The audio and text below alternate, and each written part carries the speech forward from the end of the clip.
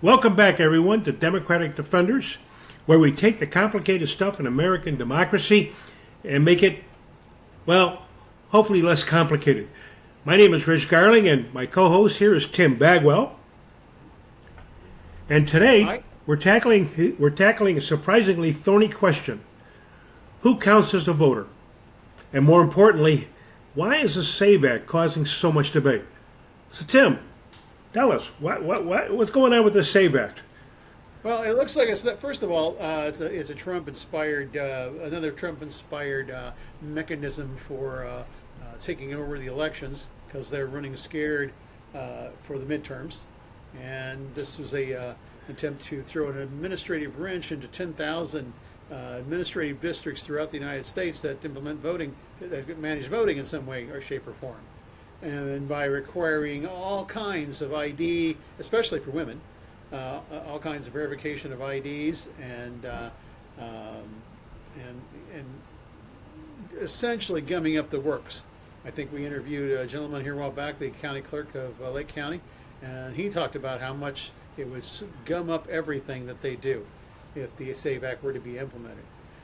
Recently, Senator Tillis, Republican Senator Tillis of North Carolina, went on the floor of the Senate and derided the SAVE Act as being unimplementable in the months that are left, and that it defies implementation and shouldn't be done.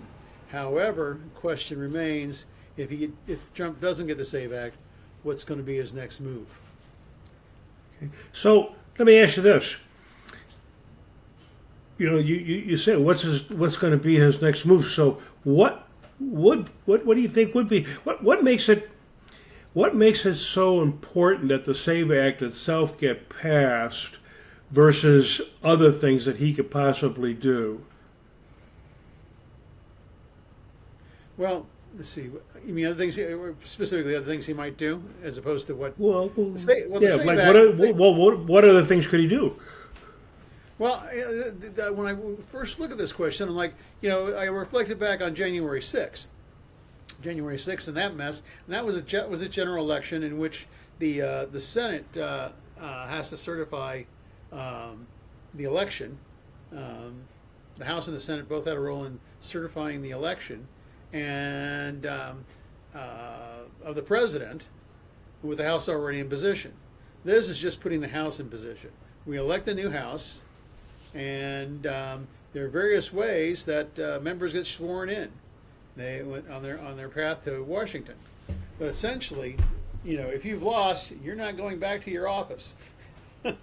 So if there's a Democratic majority, right now, it would have to take some insane, and that's not outside the realm, is it? It's some insane juggling or insane acts for him to disrupt the seating of the new House, because essentially he wanted to not certify Biden, and this time he wants to not certify the House, is what essentially he wants to do. He wants the Republicans to somehow control the House and the Senate.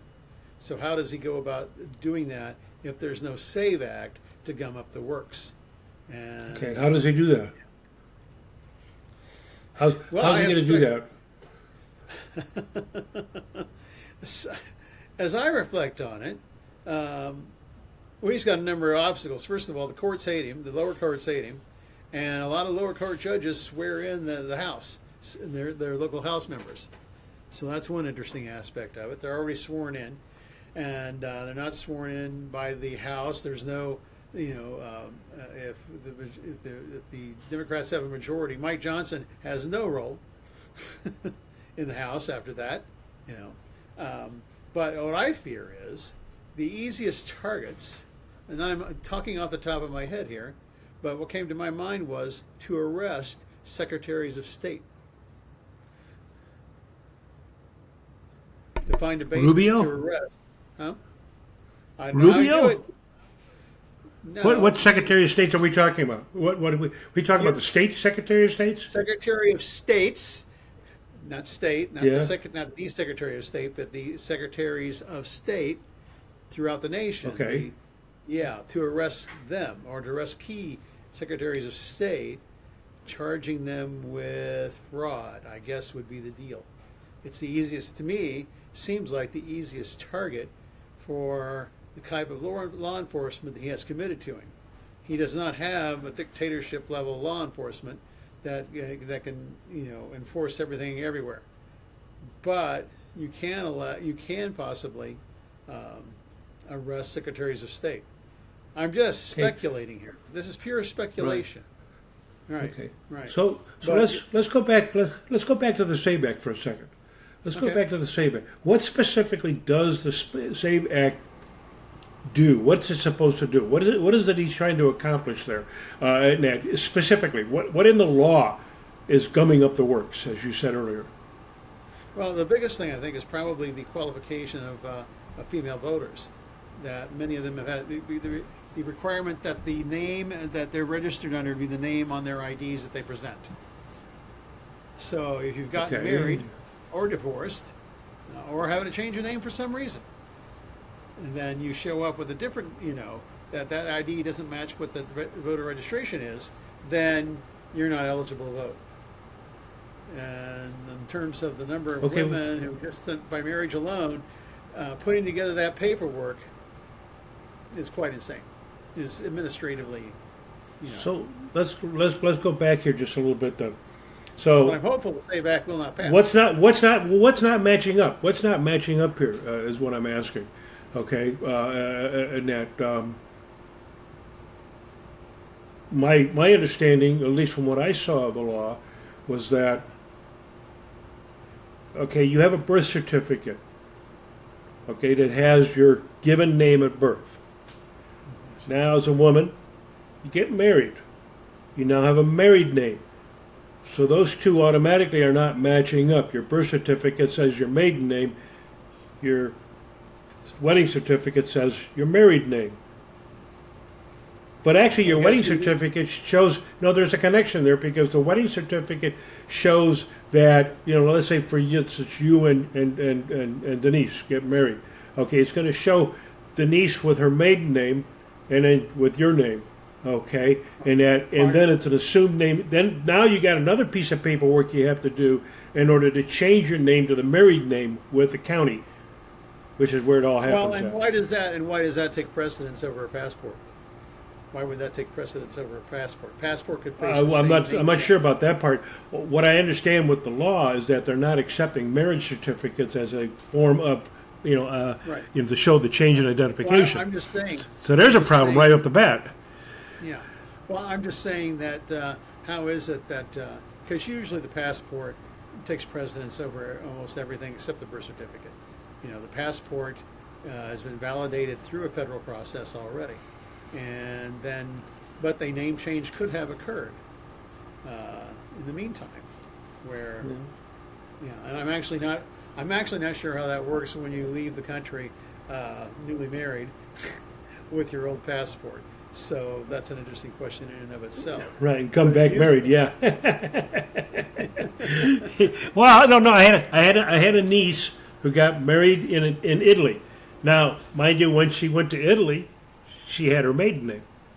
When she comes back, she has a married name. How does that work? And that so, but here's the thing I understand with the SAVE Act though is that they don't. The identification used to get a passport is not the same identification that's accepted by the SAVE Act. That No in doubt. fact even a passport. Well, let's say for instance the real ID, the license that we had to get done that says real ID, so that we can go fly in airplanes, domestically and internationally. Okay, apparently that's not an accepted form of ID Right. Right. as far as the federal government is concerned. Okay, Well, this but is here's all, my this was all, go ahead. no. Go ahead, finish your thought. Well, this wasn't planned to make things safer, to make things clearer, to make things cleaner. This was designed to gum things up. This was, despite all their protestations, it's the opposite of what they say it is.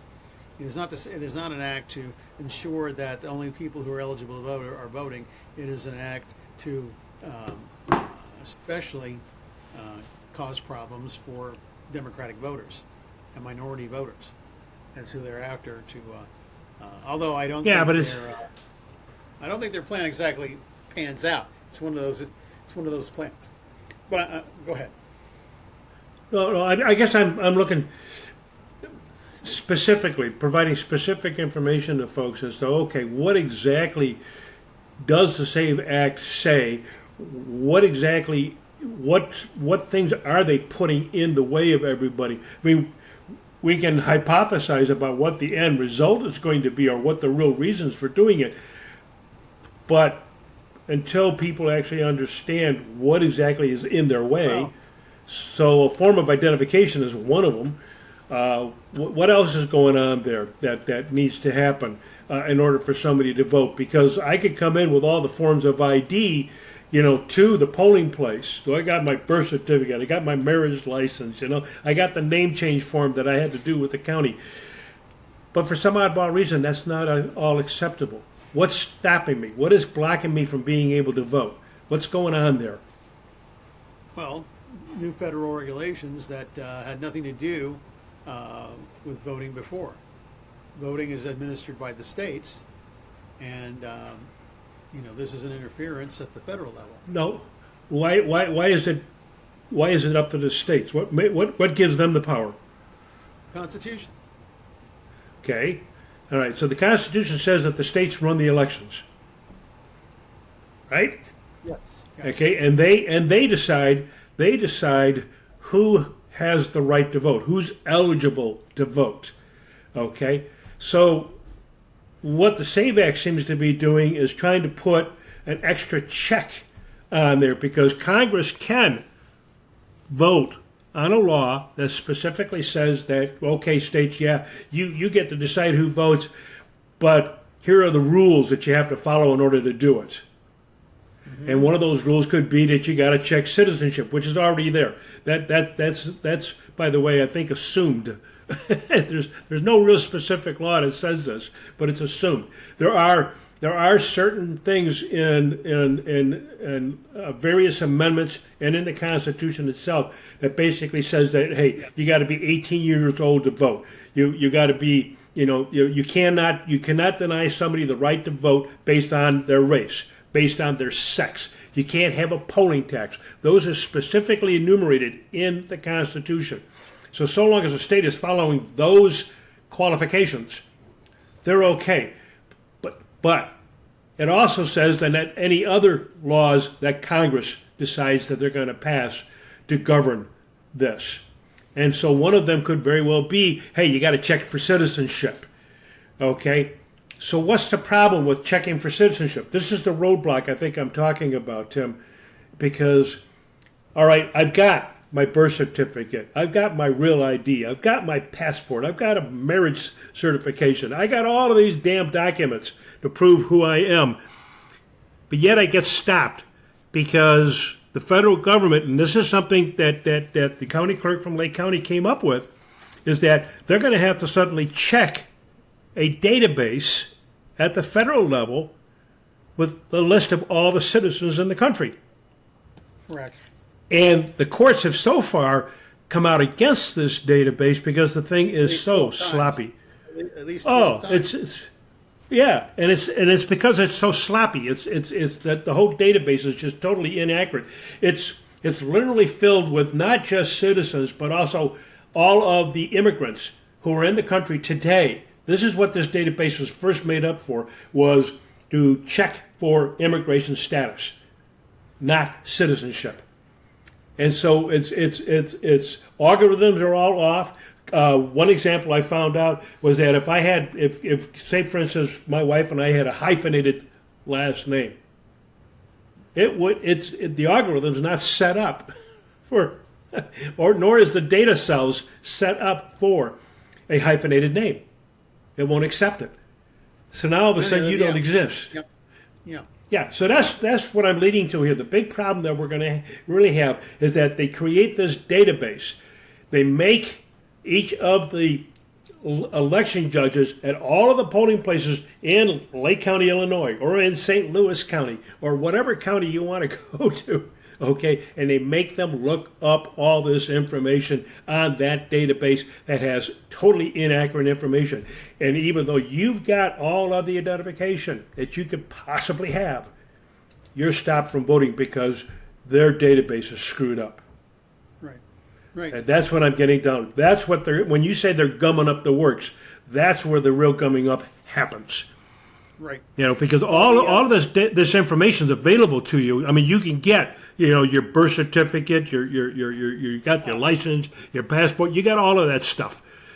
But unfortunately, you get stopped because they got a bad database. Yeah. Well, it's interesting too when you said you gave an example of my spousal equivalent. The thing is, you said maiden name, and her name is, she's actually, her current last name is not her maiden name. Yeah, well, my wife's the same way. My wife's the same way. Yeah. Yeah, yeah, and then and there are many marital changes, and even some men who've changed their names to reflect their wife. You know, we allegedly have someone like that in our ancestry that changed his name. You wonder why. Back then. So here's the whole thing. You can sit there and have it that the Constitution, you know, in one of the amendments basically says that you cannot deny somebody the right to vote based on sex. But yet, I can stop all of the women in the country from voting because their name doesn't match a name in a database. Right. Because they got married. And they might have gotten married several times, you know. And I've seen this with on ballot qualifications when on petitions to put people on the ballot for election, where they will check the signatures. And they say check the signature, but they'll check the signature against the address. And if the address, and this is like Democrat on Democrat stuff in Illinois, right? Yeah. Trying to keep another Democrat off the ballot. And, yeah. And they'll look to see if there's a discrepancy in the address. Even when, for instance, when it's a countywide vote, but the person's had changed precincts. Well, it doesn't really matter because it's a countywide vote. You know, if you're voting for a county officer, it doesn't matter what precinct you're in. You're voting. Well, it does matter to a certain extent, but the to disqualify someone on a when you come to voting, they have to match up. But when it comes to the petition, all right, there can be discrepancies because it's not the same thing. It's not the same thing, and So, but it's part of the database, part of the whole data management problem. The fortunate save of all this, the fortunate save of the SAVE Act is that it probably is not going to pass, but it remains. What other sneaky stuff does the president have up his sleeve to try? He'll throw in an executive order. Yeah. Yes, Congress didn't pass it. So I am implementing it. With the help of Peter Thiel. Yes. Peter Thiel and Elon Musk will manage the elections. Boom, boom, boom. And here's some of the things that I understand he can do. He can try to do. All right, executive orders. We already know those are illegal because if in case folks aren't aware of it, read your Constitution. And it says specifically that there are only two groups that have control over the elections, and the executive is not one of them. Okay, it's Congress and the states. That's it. And it's obvious why. Okay. And it's obvious why that is. Is that it's like I'm in charge of my own performance review. Yeah, you can say that. But then Tim, people will turn around and go, "Oh, well, wait a minute. Doesn't Congress kind of saying that they're in charge of their own, performance review? Can't the states say the same thing?" And yeah, they probably could. But here's the point: the states and the Congress are made up of the people's voice, of the people's choice as to who runs those two. Okay, yeah, the people elected the president, but the reason why the founding fathers made it so that Congress and the states are in charge of the elections themselves is because they felt that the more voices that Congress has and the states have makes it so that we all have to come to an agreement somewhere in the middle. mean, that's the whole Constitution in a nutshell when you get down to it. It's forcing us to the middle. It's making us make an agreement because there's so many people involved. Part of the reason why we have our discussions concerning the size of the U.S. House is because of the fact that we now have a House that's a manageable size. And I'm a firm believer, of course, in making it so that it's much, much, much larger because the point is it shouldn't be manageable because look what we've got because it is manageable. And now we've got it. We've got a problem. The billionaires are in charge of managing it. Exactly. Exactly. And then you got a Congress that eventually gets lazy. And so what happens? We've got it so that the president and the executive branch is making all of the decisions, and Congress gave it to them. Gave it to them, basically, and the various laws that they passed, where they passed it on and said, oh, you make the decision, because we're too lazy to do it. Now, look what we've got. We've got a mess out there, and it doesn't matter if you're Republican or Democrat, from my understanding is that once somebody has the power, getting it back from them is rather difficult. And that, even though they shouldn't have it. Okay, so here he is with a power grab and trying to run the elections. Okay, so that he can do it. Yes, I'm bringing this all around. I'm bringing it back around. That's what I'm thinking about. Okay, so, but we know that executive orders, courts have been against those. And constitutionally, an executive order does not run the elections.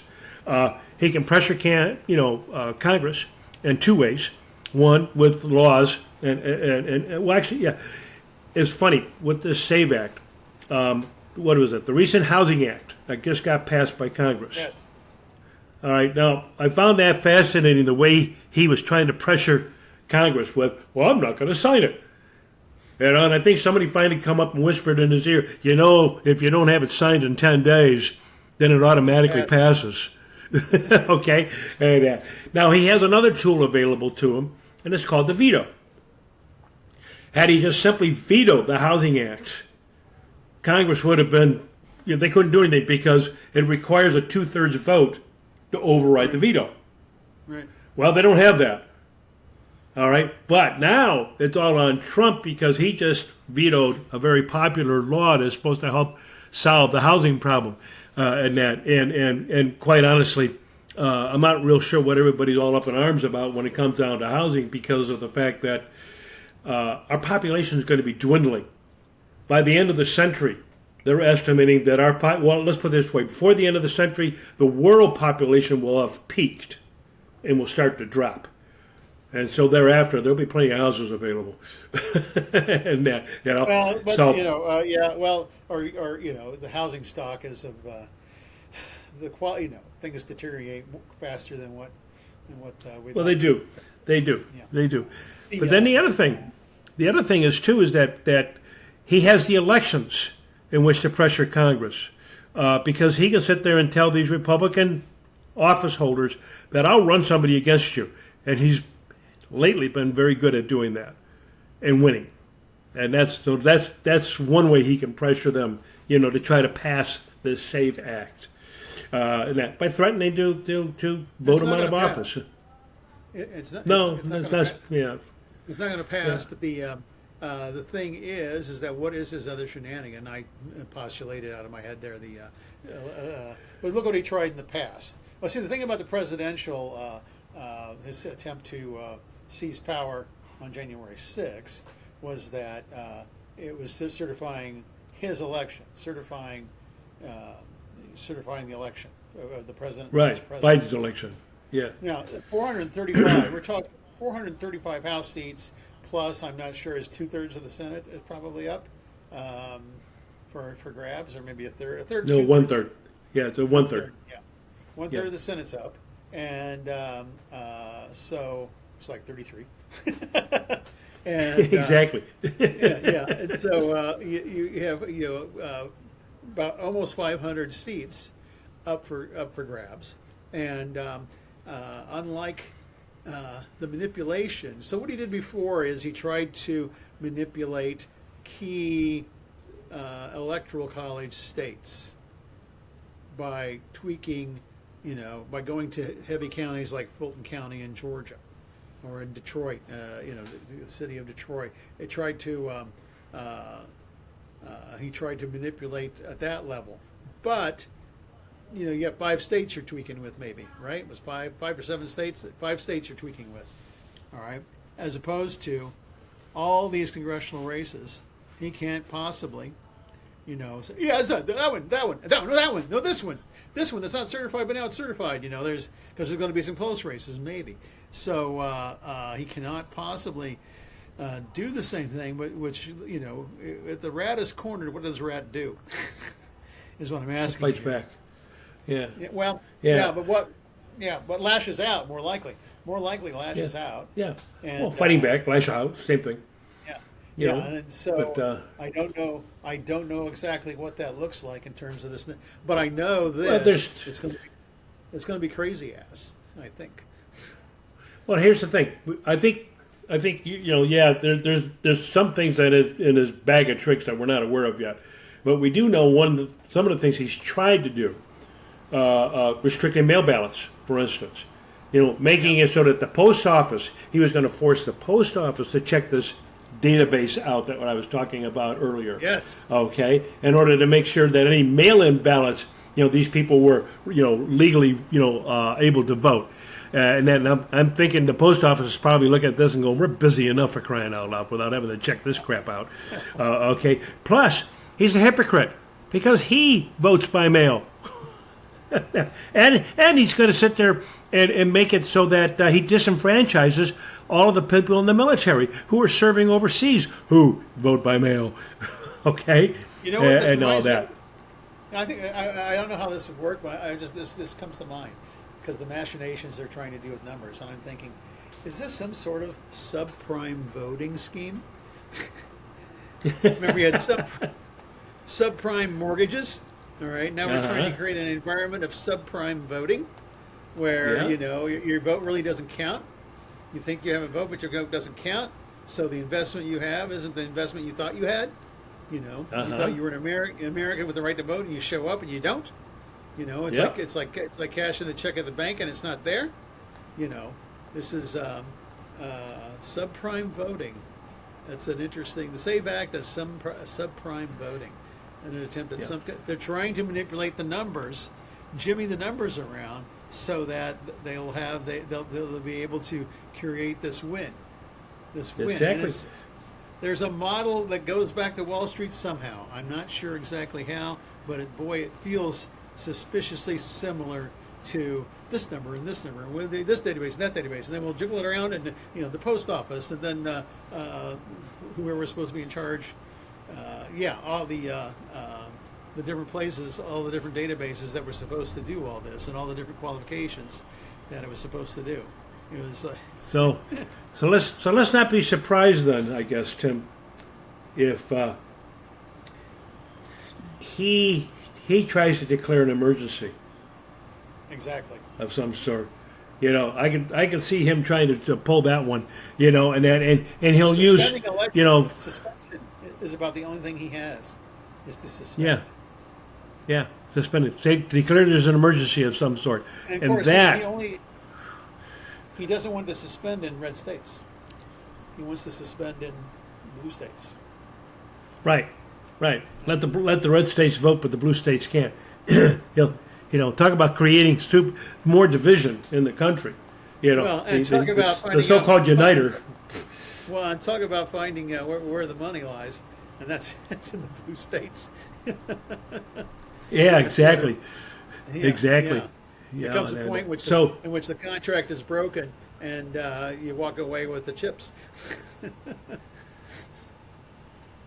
Yep. So basically, that's where we're at, folks.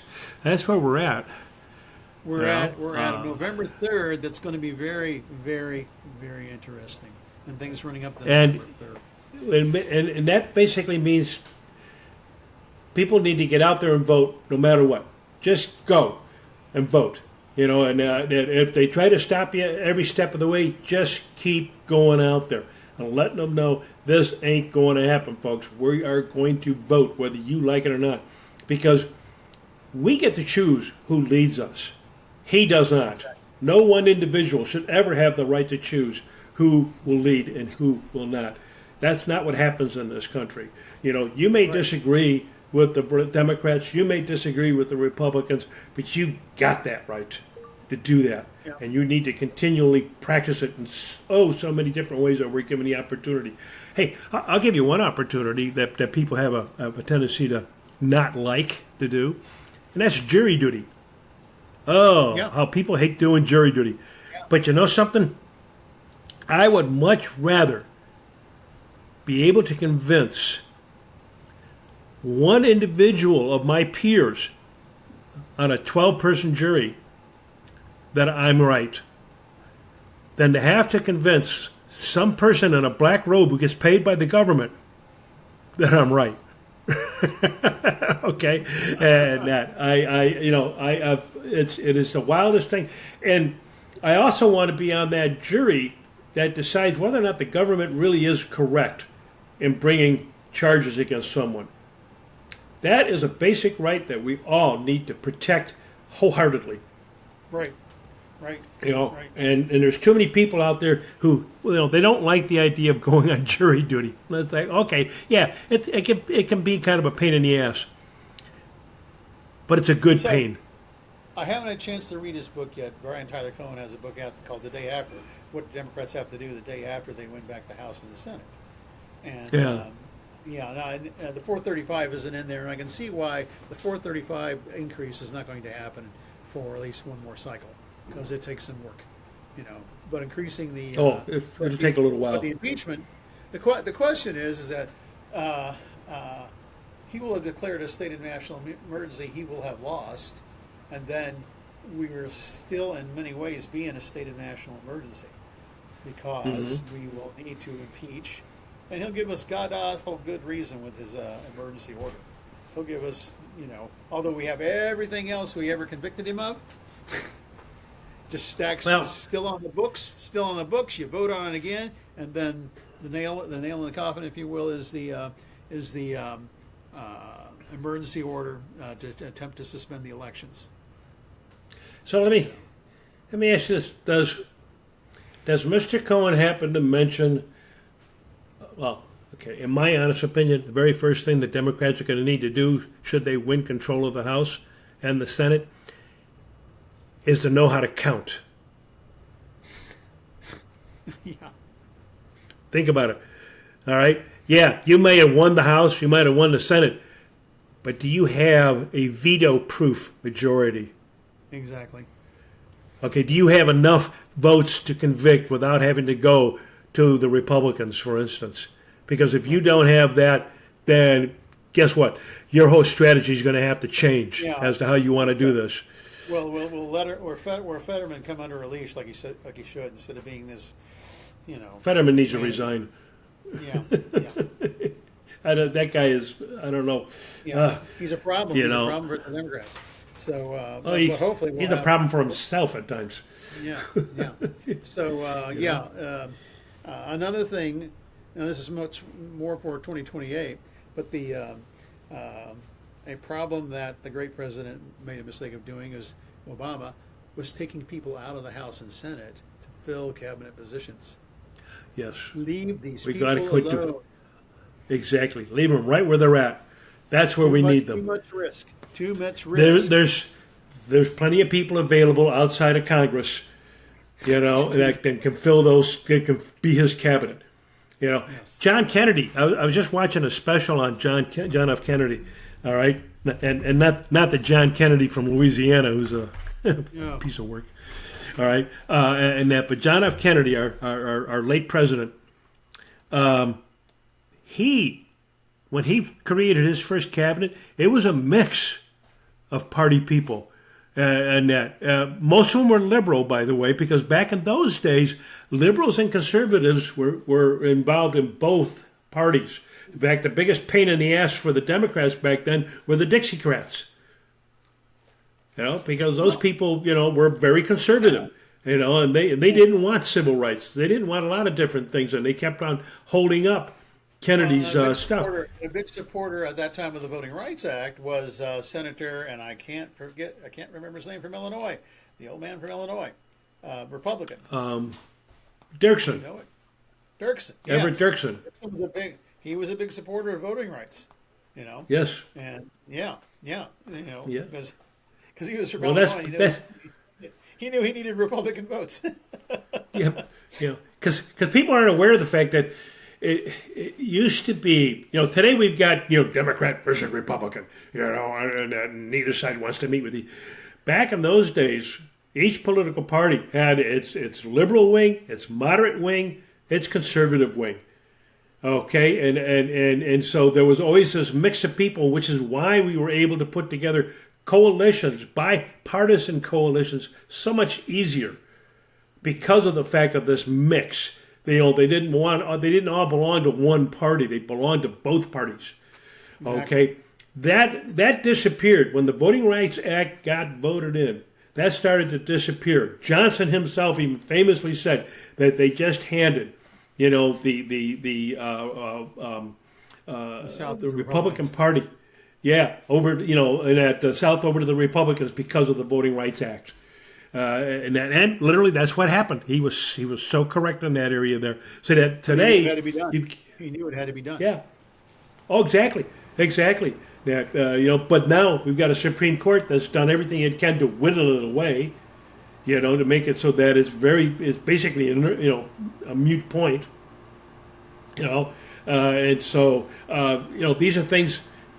I guess they need to be put into the Constitution itself as an amendment. And then they can sit there and try to argue over the wording of the amendment like they're trying to do with the 14th Amendment today. I'm just amazed. It's like they're reaching in thin air for arguments. The originalist, well, that's these guys are not originalists whatsoever. Well, they're kind of like the same vein as the Lost Cause, yeah, and all that, and so, it's interesting. So, Well, folks, with all of that, the only thing that I think Tim and I can really suggest or say to you is get out there and vote. Make sure that you do an informed vote. Okay, just don't vote for anybody just because they happen to be Democrat or Republican. Get out there and vote and let them know what you think. So, and with that, we bid you farewell. Have yourself a wonderful day and a week. Thank you very much.